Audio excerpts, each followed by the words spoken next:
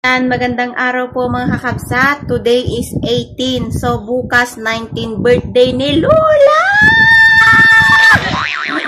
So, ngayon kakabsat, ang aga-aga tumawag sa akin si Along. Tumawag siya sa akin dahil gusto niyang isurpresa si Lola.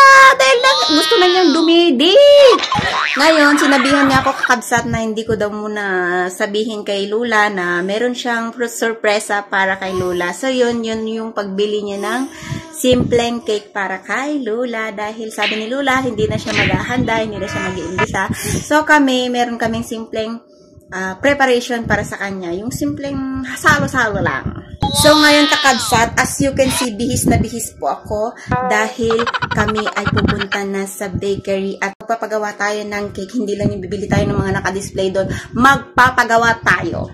Ngayon kakabsat, hindi ko alam kung saan ko ibabati itong aking anak dahil hindi naman pwedeng idalhin namin siya dahil umuulan-ulan.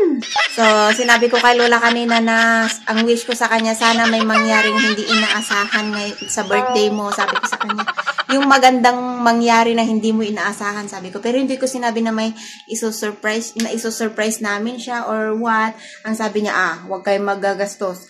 Bakit ag-birthday lang? Sabi niya gano'n. Hindi naman kami magagastos. Si Along naman magagastos. Kung ano lang naman yung kulang sa budget ni Along, dadagdagan ko na lang. So, ayan, dahil nga hindi maganda yung pakiramdam ng kapatid ko, parang ayaw na niyang samahan ako. So, ayan, babalitaan ko na lang kayo mamaya. Pupunta na kami. Bye!